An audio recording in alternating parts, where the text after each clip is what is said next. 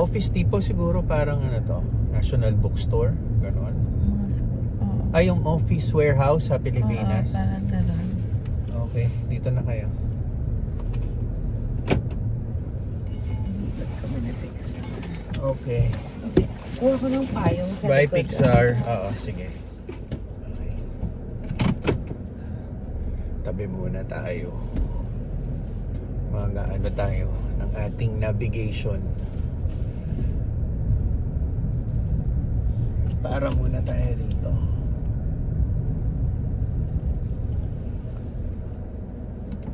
Okay. So, kamusta po sa panibagong vlog? Yan. Nakita nyo naman po kanina na nilinis natin tong kotse. Talagang binacuum natin dahil marumi na rin. Pero loob lang po yung nilinis ko. Hindi ko na po kinarwash yung labas. Kasi po, unang-una, napakainit ng panahon. Nakita nyo naman. Pangalawa, meron po kasi kaming appointment ngayon sa Toyota. Yan. Today is the day na ang service nito for the 10,000 mileage. Actually, nasa 11,476 miles na tayo. Sobra-sobra na tayo sa 10,000 na kailangan ng i-check up po to. Gawa na rin po yung nakaraang road trip natin sa Arkansas and Mississippi, no. Doon tayo inabot ng 10,000. So si Teens at Pixar, nakita nyo naman po, dinrap ko sila kasi nga po bibili po sila ng mga school supplies na ni Pixar para preparation po sa kanyang upcoming school year. Yan, malapit na, kaya sumabay na rin sila sa akin. Tapos babalikan ko na lang sila after nung check up nito sa Toyota. Yan. So ngayon ina-navigate ko lang papunta sa Toyota.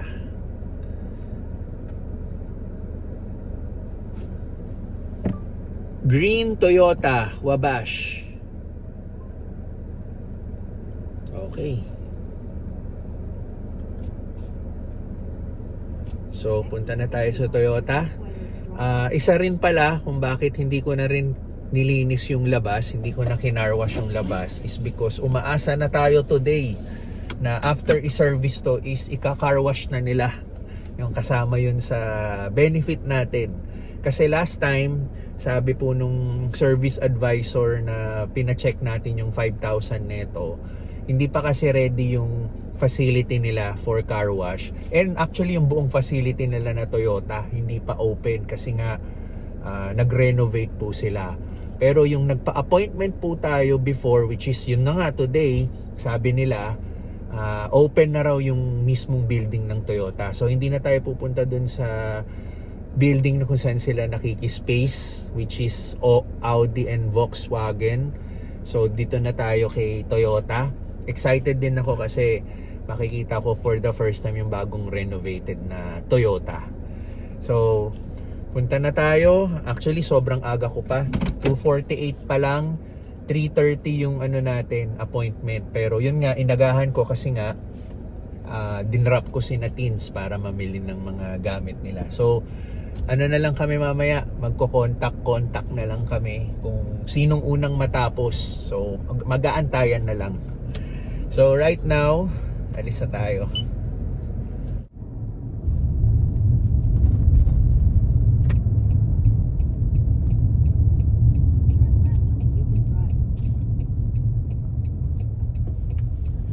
Okay, dito na tayo, malapit na. Mga almost 2 miles apart lang yung kung saan ko binabasi na Teens. So ngayon, diretso na tayo dito sa Toyota.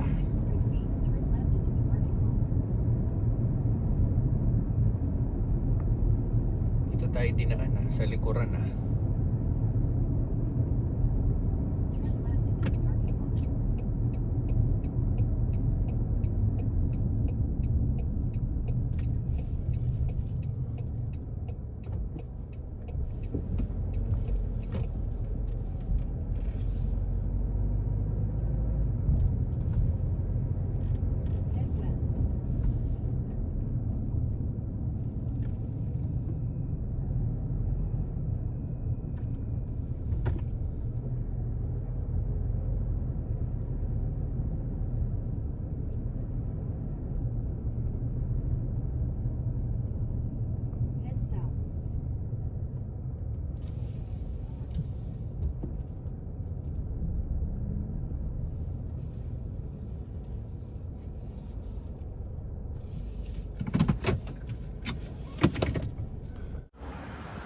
Ito na yung Toyota, oh.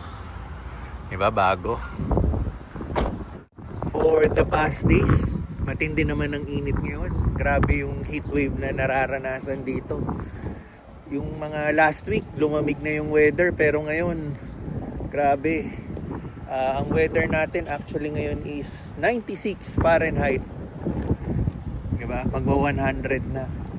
So, nakita ko lang yung harap ng Toyota. Ang ganda. Brand new. Yan. So, ang dealership niya is si Green. Siya rin ang may-ari ng mga katabi. Si Audi, si Vox, si Kia. Dikit-dikit yan. So, ito yung bago nilang facility. Ang ganda. So, feeling ko dyan tayo mamaya sa service reception. Diba? High-tech. Ito, ang ganda nito, oh.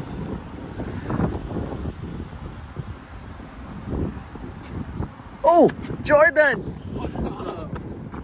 How are you? How you doing? Yeah. How are you doing? It's already 11K. So 11,000 fast. miles? Yeah. Oh, y'all driving that thing? I'm here to have it checked for the 10,000K. I have an Okay. appointment. There you go. Yeah. This is the next one. Yeah.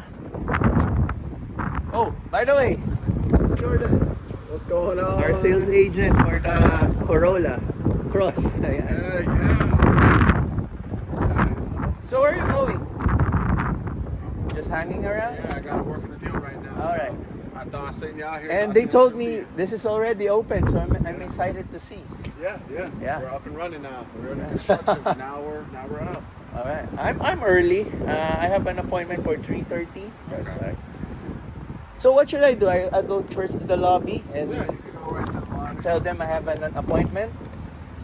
Did you drop your car off in service? Oh, it's still here, over here. Yeah, if you just want to pull it in. I can go straight? Yeah, you can go To right this in- one? Oh, to the all right. garage, let them know that you're here for a 3:30 appointment, and then I'll get everything. Oh, sure. Thank you. All right. Pwede na pala dumiretso. Kita kami ni Jordan. Si Jordan po, siya po yung sales agent namin. Siya po yung kinuha na namin itong Corolla Cross. Yan. Kung makikita nyo po yung vlog kung kailan namin nakuha to, nandun po siya.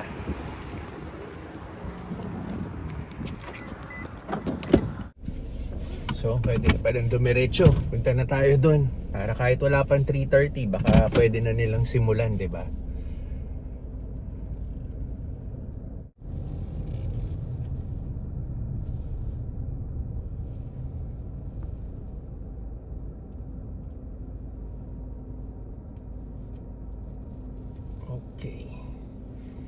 So tama ba? So ipasok muna natin to para pag ano na siya, settled na siya sa loob, ikutin natin tong facility nila. Hindi pa ako nakakapasok, napasuspense tuloy ako. So yun, next time pwede na palang dumiretso. Hindi na tayo pupunta sa lobby para ipaalam na may service tayo. So wait lang muna tayo, nakapila tayo ngayon. Okay. So lipat daw tayo dito sa kabilang side.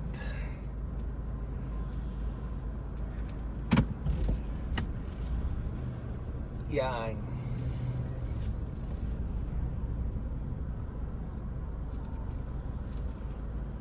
Sinara. Kailangan daw madikit. Sensor siguro to. Hindi, pinindot pa rin eh.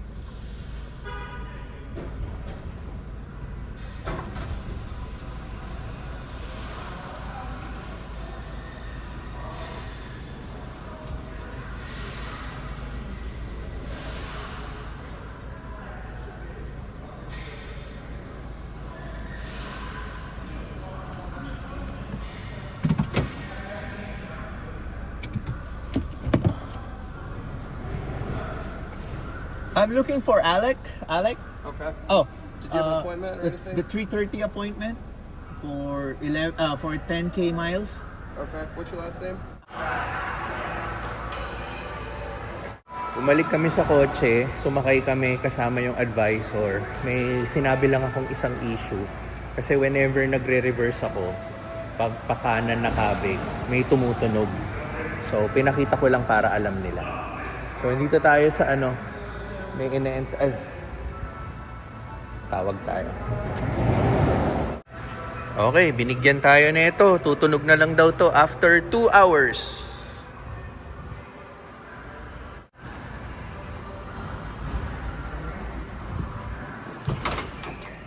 Okay, lumabas ulit tayo para simulan natin ang mini tour dito sa bagong facility ni Toyota.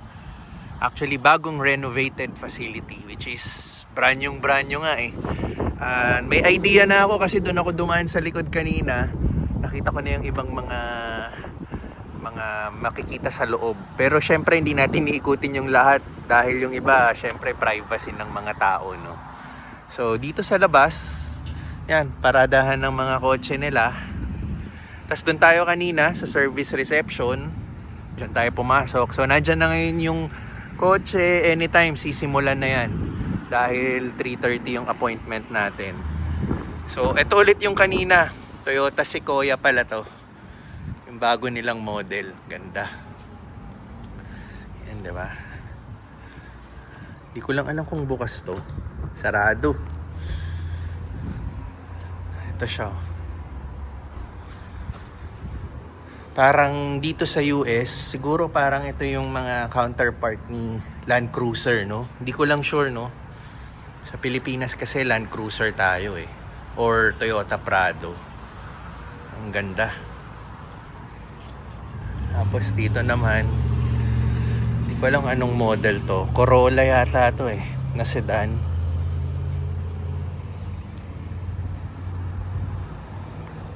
Oo, Corolla nga.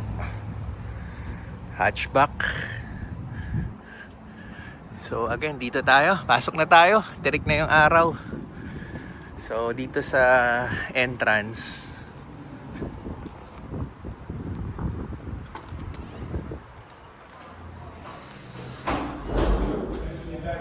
ayan, very evident naman. Now open. Tapos bubungad sa'yo itong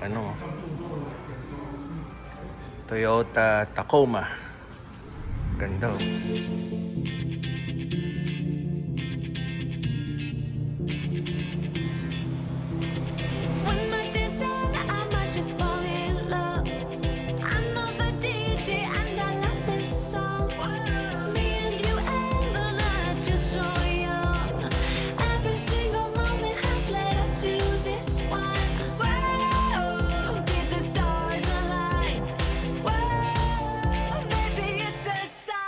Do tonight.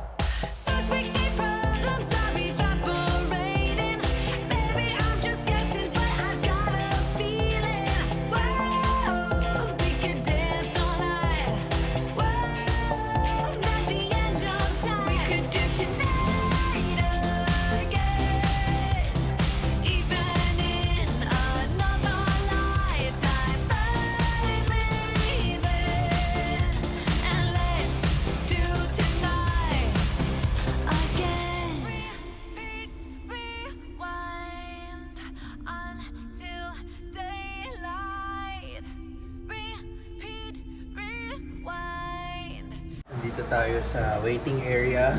Parang may sarili tayong cubicle. Ito. Yan. Tapos pwede rin magantay ron. Tapos may free drinks. Pwede kang kumuha. Tapos ito pa yung ibang cubicle. Tapos yan nakalagay. Work while you wait. So, maganda rin tong lugar dito.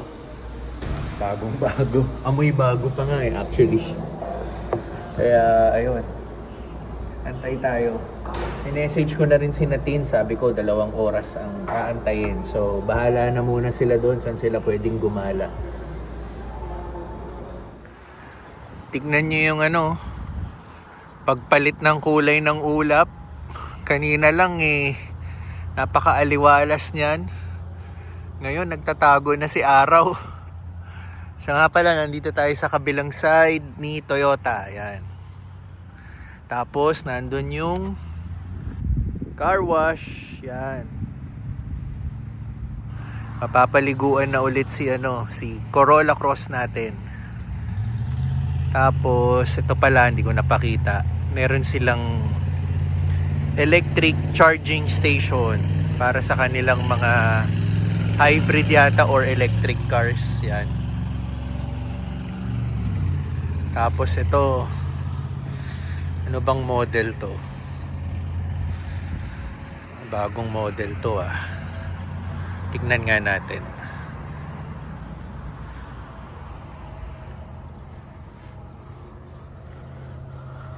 Oh, CHR. CHR pala to. All-wheel drive na electric vehicle. Tapos, ito RAV4. Oh, ito yung bago ng RAV4. Tapos GR Sport na version. Ganda rin no? Ito yung loob niya. Ito yung harap.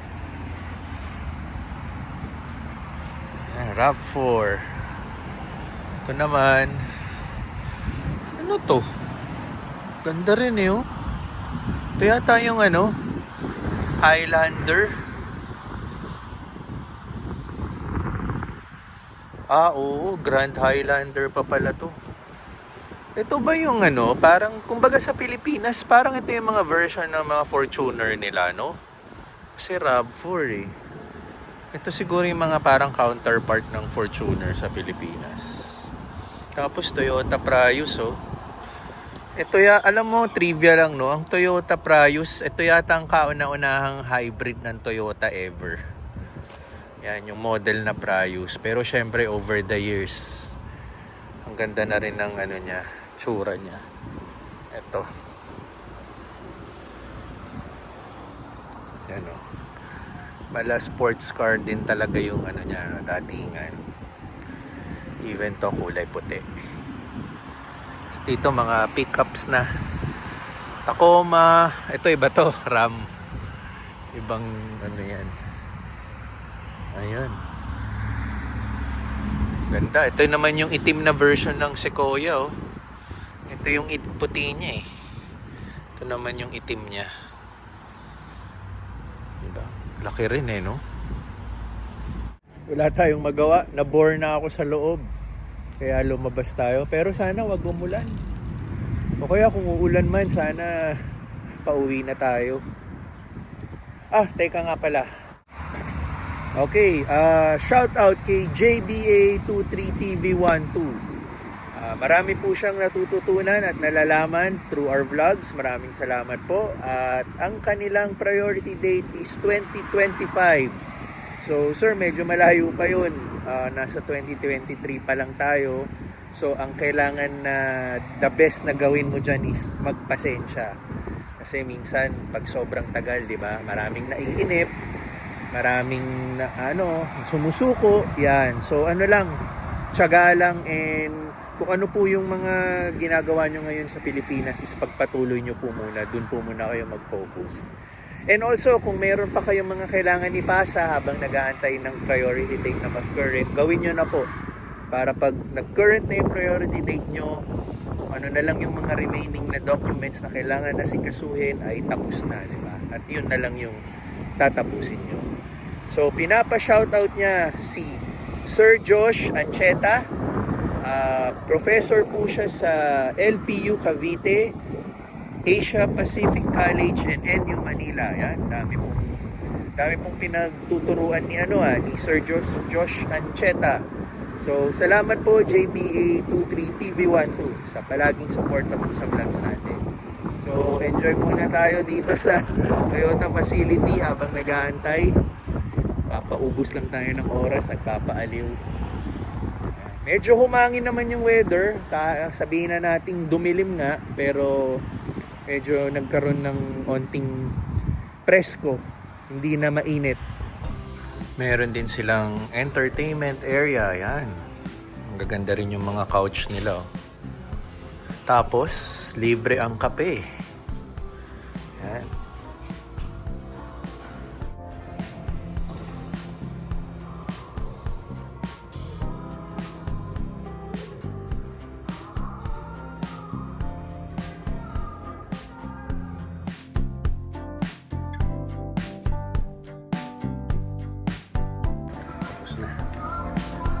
Tapos na. Less than 2 hours. So, mga 1 hour 30 minutes. Kasama na car wash yan. Ito nga pala. Malinis na. Pero hindi na nila pinunasan pero okay lang. Ayan. Kita mo may basa-basa pa. Pero at least na car wash na siya. Tapos kaninang umaga nga, di ba, na vacuum na natin. Kaya, ayan. Bukod sa na-check up na siya, nalinis na natin yung loob, kinarwash pa yung labas. So, feel good to. Feel good tong auto natin. At ready na naman sa trip. Okay, tumabi muna ulit ako sa medyo malilim. Bumalik yung araw. Ang gulo ng weather, no? Pero okay na yan kaysa bumuhos ng malakas yung ulan. So, tapos na. Mabilis lang. Siguro 1 hour o almost 2 hours na rin. Tama naman yung sinabi nila. So, ni-recap nila yung mga ginawa rito and explain sa akin, which is papakita ko na rin sa inyo dahil sinend nila sa email ko and text message yung full inspection report. So, ito makikita nyo sa screen. So, kung makikita nyo dyan sa screen, meron dyan color green, color yellow, and color red. So, pag na-check box lahat yung color green, kung makikita nyo, which is yun naman yung nakalagay, ibig sabihin, very good condition tong kotse, alagang-alaga, at good to go for a long road trip. Yan. So, tinanong ko sila, kailan ang sunod na balik natin? Sabi nila sa 15,000 miles. So, meron pa tayong kulang-kulang 4,000 miles na ibibiyahe bago tayo bumalik for the 15,000 miles check up ulit ng coaching to. And ang kagandahan nito, under warranty pa rin to. Yung kinuha natin to ng brand new, hanggang 25,000 miles, lahat ng service libre. So wala tayong binayaran today. Okay ulit yung kotse. Pero yung kaninang sinasabi ko, may minor issue ako whenever nagre-reverse ako na nagpapakurba ako ng pakanan. May naririnig akong maliit na tunog. So, chinek nila yon. Sabi nila, okay naman daw, walang dapat ikabahala. Pero pinapabalik ako next week. Isisendan nila ako ng panibagong appointment para mas in-depth nilang makita. Pero for now, kahit mag long trip tayo, wala daw dapat ikabahala, everything's good. Naninigurado lang sila, kaya tayo in appointment for next week. Kasi kaya hindi rin nila chinek in-depth today dahil ang schedule lang talaga natin is for the 10k miles. So hindi na nila maisingit yung pag-check dun sa sinabi ko kasi nga marami pang mga sunod na appointment na nakapila. So ayun, okay tayo. Ganun lang yung service natin. Tapos hindi ko na rin nakita si Jordan, wala na sa desk niya, kaya hindi na tayo nakapagpaalam kay Jordan. Makikita naman natin yan next week, oras na makuha ko ulit yung new schedule for appointment dito. So okay, may message ko na si Tin, susunduin ko na sila. Good to go tayo for another long trip.